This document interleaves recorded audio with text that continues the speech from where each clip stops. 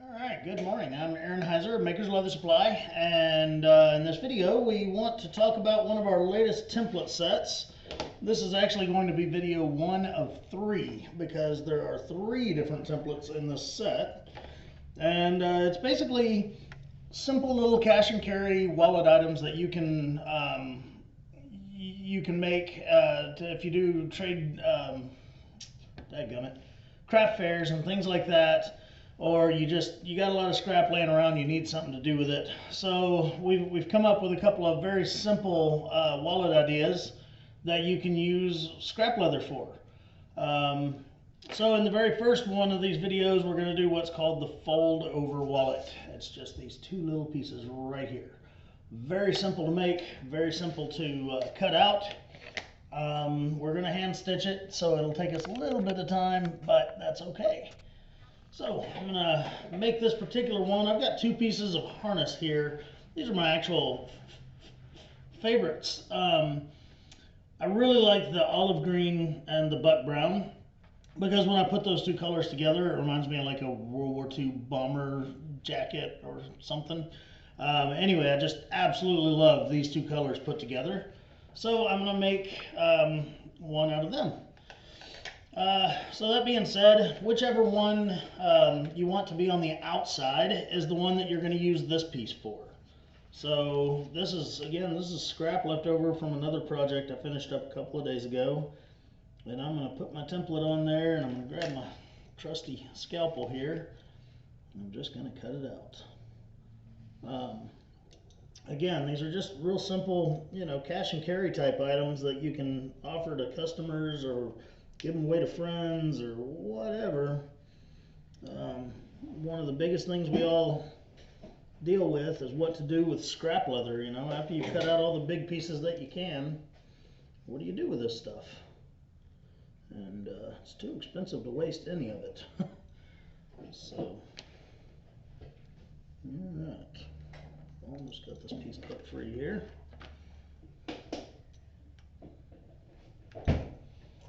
Alright.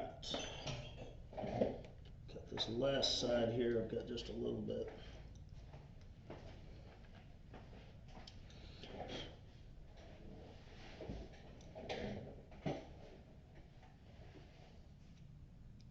Got away from the template there. There we go. Alright, so there's the first piece, all cut out and pretty. Now we're going to cut out another piece. Both of these pieces are just 4 to 5 ounce.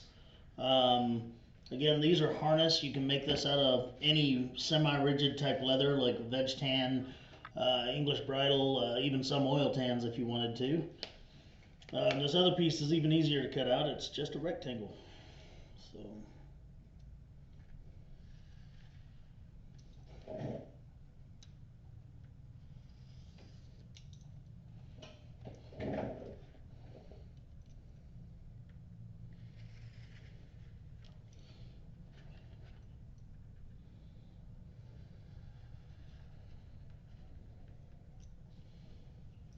Okay,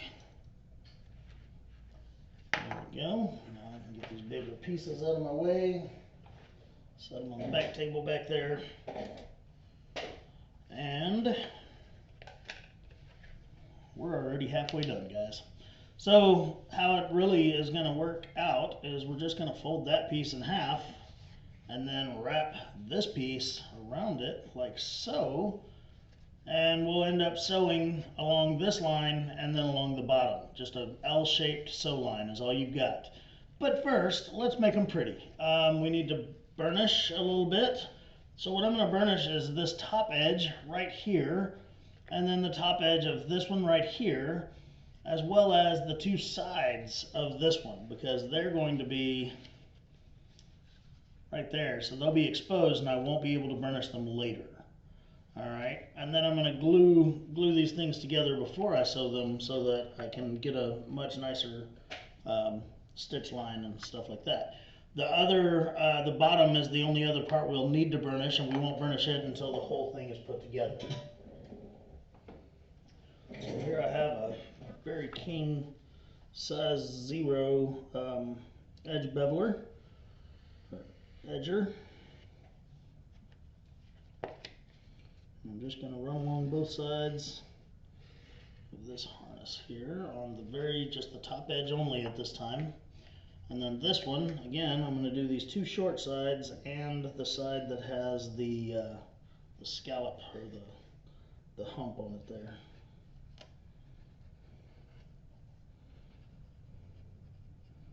If you your edger, if it doesn't edge like this, then you're probably working harder than you should.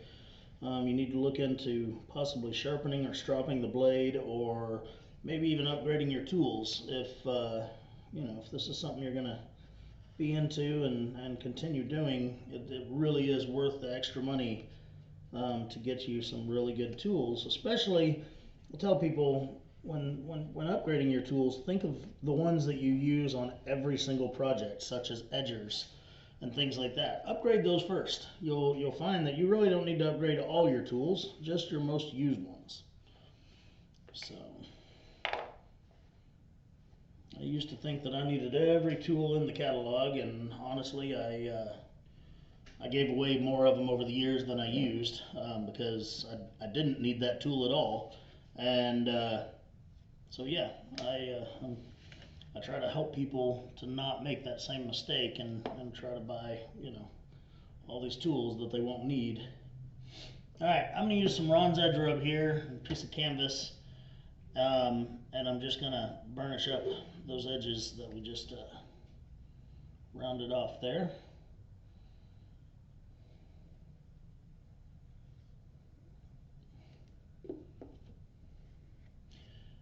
So, just rubbing briskly is all we're going to do. These are single ply edges, so they burnish very quickly. You don't have to worry about lining them up with anything or sanding them or anything until you do that very last one, which is the bottom edge, after all this is sewn together.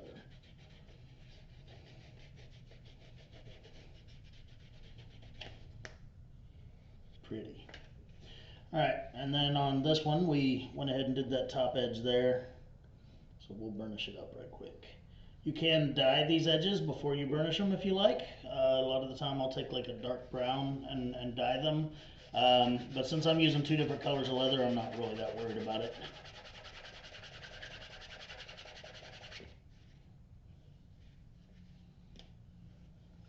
That didn't do well at all. I must not have gotten much edge rub on it. There we go. I need a new piece of canvas. This stuff works its way into your canvas and makes it to where it's a lot less effective. There we go.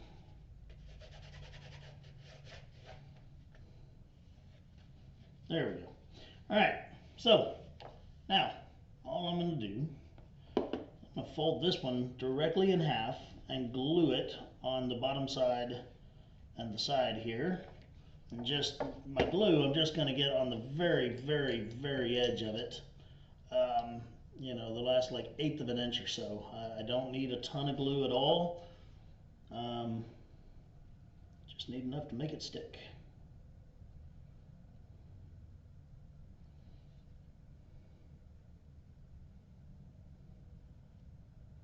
So there we go. You can kind of see where I'm getting it. Again, I'm doing about 1/8 or 3/16 of an inch is all I'm doing. Even getting up into the 1/4 of an inch, and I feel like I've overglued this project. Okay, then this one I'm just going to glue along the bottom, right there. Okay. Actually, no, I'm not. I'm sorry. I'm getting ahead of myself. I'm going to wait just a minute for this glue to set up, and then I'm going to fold this in half. So I'm going to pause the camera for that to set up for about a minute. When I come back, we're going to fold it in half and then do the next part. Alright, so I got that to set up for a minute or two there. Now I'm just going to take it and fold it in half.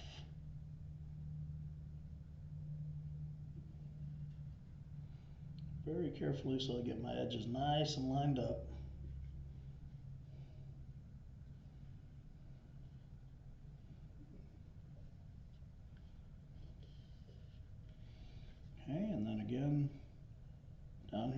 bottom, exact same thing. Fold it in half. My dog's down there taking a nap and she's making weird noises. Alright, so there it is, folded in half. Now, I'm going to take a larger edger. Let's try number 2 here. I'm just going to round this area right here because that other piece of leather is going to wrap around it. So that'll help it to wrap nicely around it.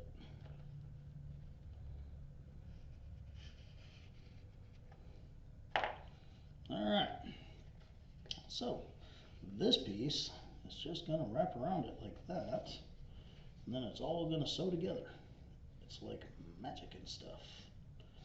Okay, so the best way to do this is at the bottom, because this thing is going to want to twist on you. You see how I got a little bit of a gap right here on this end? It's going to want to do that just because of the natural bend and fold right here. So as I push that down, then that all evens up. So anyway, I will glue this along the bottom, and that will help to fix all that. Okay, and then again, we're just going to do a real simple sew line right there, and bam, we just made ourselves a little $10 wallet. Okay, but first, let me put my logo on here because I really like my logo, and so I want. Okay, since this is harness, I'm not going to wet it because it won't really do any good. The water won't penetrate it very well anyway. So I'm just going to use a heavy mallet and get through it. So, oftentimes with this bigger stamp, I'll take it and I'll hit it with both hands. And that usually evens hitting both sides of the stamp. Since this is a angled head on here, I do tend to hit the far side of the stamp, and then I'll turn it around and hit the near side to my left hand, and that'll get me an even impression all the way around, as long as I don't allow the stamp to move. So there it is. There's my Gorilla stamp. I love that thing. The silverback stamp. It makes me happy. Alright. So, I'm going to bend this thing over and fold it and crease it as much as I can, just press it on it here. Okay, and then I'm going to take my little roughing tool. It's a Tandy craft tool, their little rougher. It's a Doc that works here with us showed me this goodness, and when you're gluing together harness and slick leathers like that, it really is nice to be able to rough up the bottoms of them a little bit, or the areas that you're going to sew, and the glue adheres a little bit better. I used to use sandpaper when I needed to do this, and honestly, sandpaper was a little bit more difficult to use. I couldn't rough up exactly the area I needed to, so he showed me this little tool, and I immediately went to Tandy and got my own. It's just basically a little file on the end of a stick.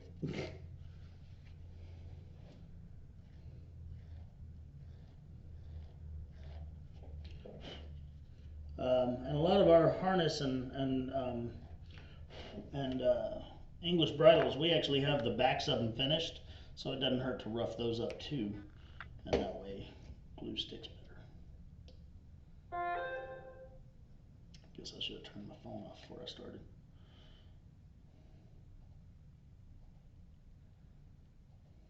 Okay, put a little bit of glue on the bottom of that.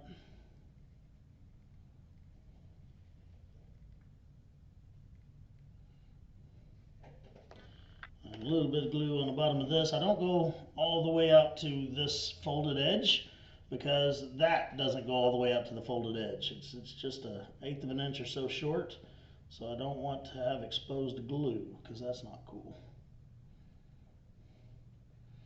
I've mentioned it quite a few times in other videos and everything, but this is the standard glue brush that comes with our jars, but normally it's about yay long. Peter Main was the one that showed us that if I take it and just put it down on my cutting board and then push down on it with a really sharp knife, it'll trim the heck out of it, and it's a lot easier for these gluing applications where you just really need it to only get into a certain area.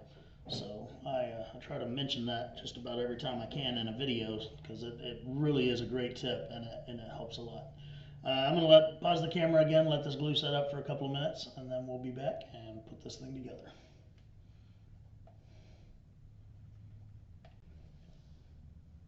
Alright, so now when I place these together, I need to be very careful, because again, you can cause that gap if you don't fold this really well against the edge of the brown piece there. So I'm going to hold it together like that as I press the bottoms together, and that should lay those pretty flat with each other and on top of each other. There we go. Alright, she's all done but the sewing, folks. So all I'm going to do is sew a line right along here and right along the bottom there. That's it. That's all the sewing this little thing needs. It won't take us very long at all, as long as I can find my little pad of rubber here. And I think I'll use a number 7 pricking iron, so 7 stitches per inch.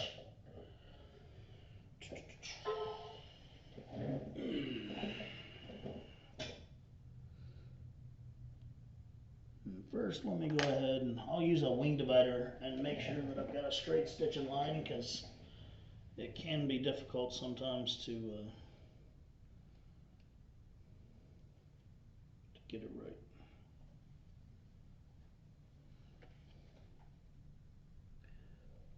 You've got to make sure that this piece over here and then the same on the back are nice and lined up, otherwise you will not stitch all the way through and catch that back piece as well. So just a little warning, but that is possible.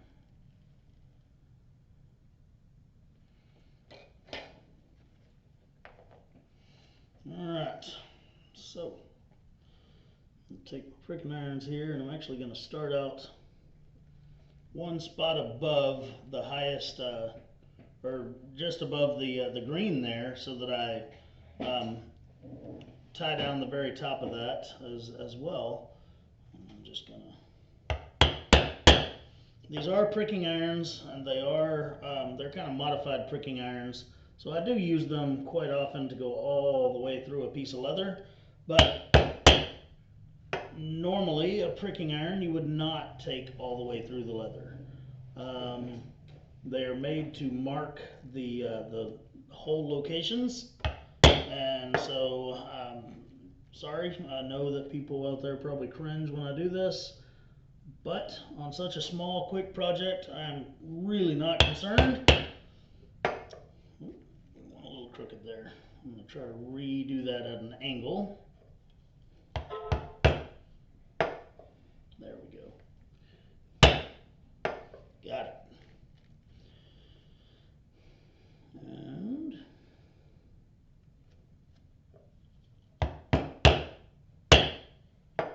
there we go. Alright folks, all my holes are poked. Just like that. On the back side. There. I'm going to use my Shorneck stitching clamp here. We don't sell these anymore, but the fellow that made them still is selling them. But it is a really nice, versatile clamp. We just had a little bit of a disagreement on how businesses should be run, is why we don't sell them anymore. So there we go. Alright, so I'm going to loosen this thing up.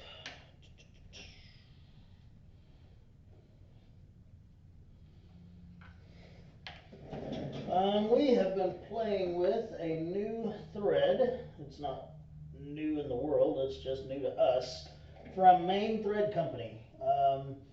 Our superior hand sewing thread that I do still love as far as the quality and everything goes is made overseas, and we're trying to do more Buy American made.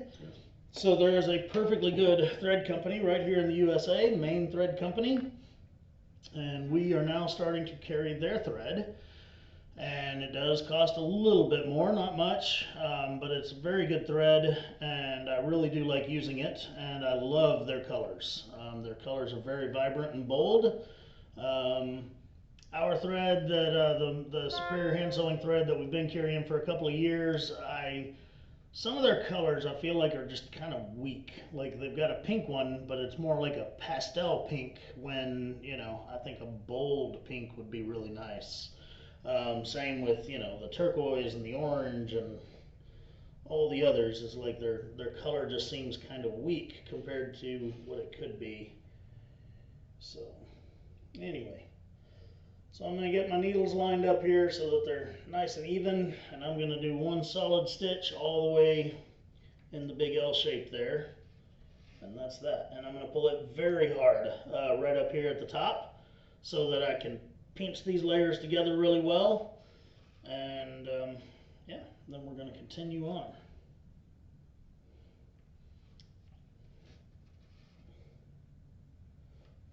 So I can give you a couple of hints here on hand sewing. What we're doing is the saddle stitch, where each needle passes through the leather going opposite directions.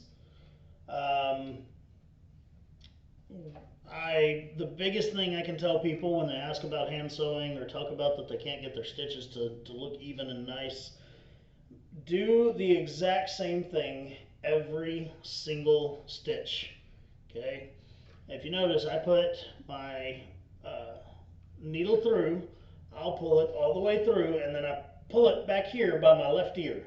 Then I'll put the left needle in and go through, and then I'll pull them both just straight out to the sides. Now, if I put that front needle in and I pulled it through and I pulled it anywhere except back here by my left ear, the next stitch is going to look different, because again, consistency.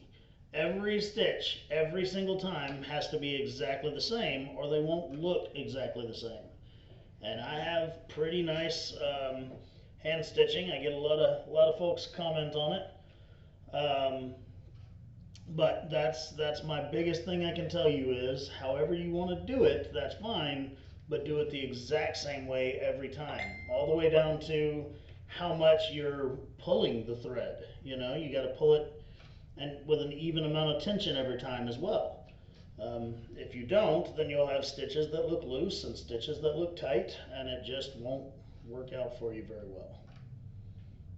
Okay. Alright, so what I'm going to do is I'm going to go ahead and sew all the way down and then down the next side of it. And when I come back, we'll be at the point where we're going to just finish off our stitch. And that way this video doesn't have to be 30 minutes of you listening to me try to figure out what to talk about while we stitch. So I'll pause the camera and I'll be right back.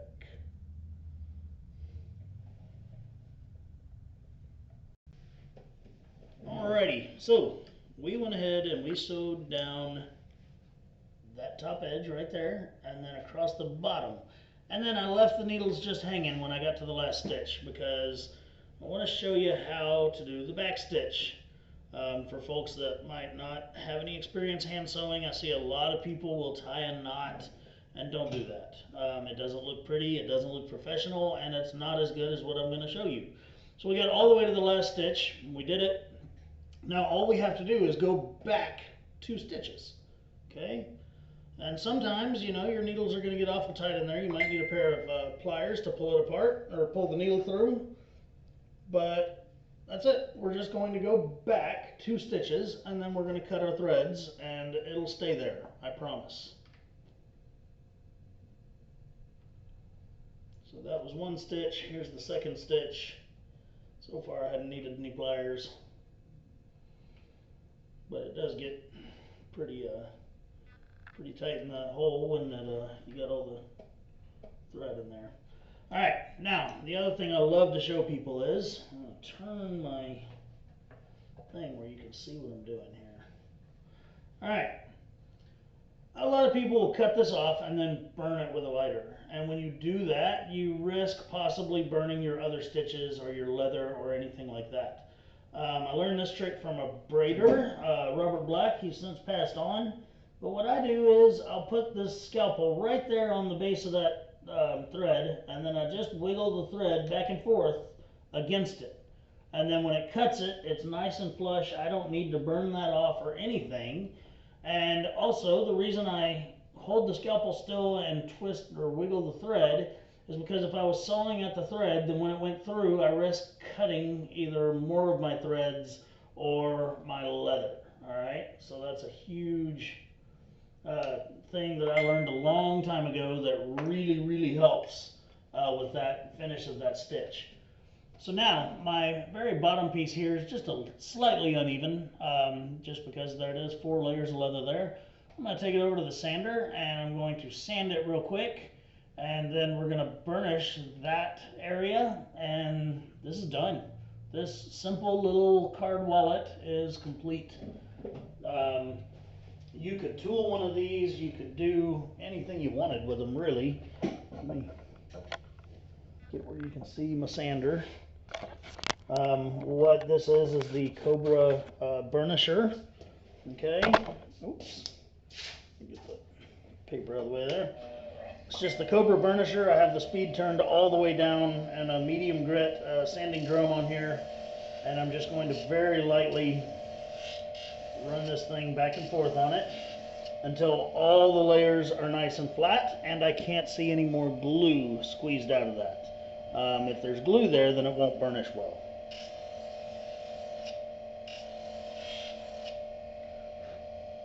Almost there.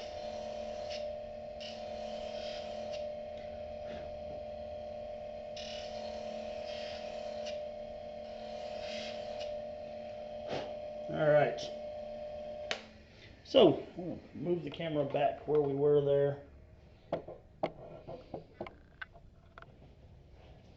I'm going to take a larger edger, maybe number, what is this? Number 3. I'm going to shut my phone up because my friends keep messaging and it's like a group, and so they just keep talking. So, sorry about that. I know it's loud. Alright, stitch and clamp out of the way because we are done with it for this project. Now, I've got this larger edger here. This is a Berry King number 3 grooved edger. I'm just going to edge that area.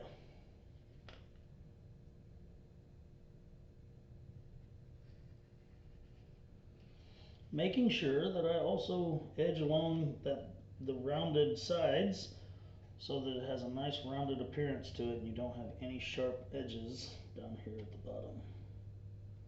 It's a little bit more difficult, but you can do it, especially if your edge is sharp. If it's not sharp, sharpen it or strop it. Okay, now get my Ron's edge rub out again. I need to refill my bottle. I'm getting to the bottom of it here for my applicator.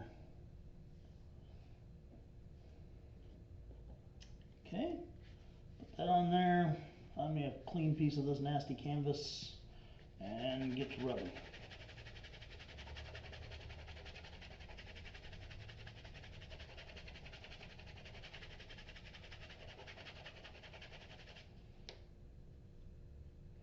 There it is, folks. That's all there is to it. Very, very simple little wallet to make. Now it is. It will hold cards. Grab a card here. So you've got card pockets on each side. Okay, as well as in the middle is cards or cash or whatever. So it's got 3 different little openings to stuff your stuff in, and yeah. That one needs to be opened up. Now that's a good teaching point right there. When I have an area that maybe I glued it shut a little bit too far or something like that, it's not a problem at all. I will take any old tool like this and put in there and just stretch that little area back out a little bit. Usually I'll use a metal ruler for it, and then now that card is still not going in there super easy, but it's going in there. So we'll do it again. There we go. Stretch it out.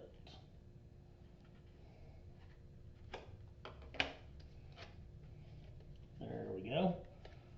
So now the card goes in like it ought to, and you just keep working on it until it goes in there just like you need it to, which is on this pocket I would make it to where they go in flushly like that. Alright, so again, this one is called the Foldover wallet. It is part of a template set where you get 3 different wallets. This is the first one of the 3 that we're doing a video on, and I will follow it up with the second one. So, until next time, I'm Aaron Heiser, Maker's Leather Supply. Thank you very much for watching. Please feel free to subscribe if you like what we've got to show you. Thank you very much, and have a wonderful day.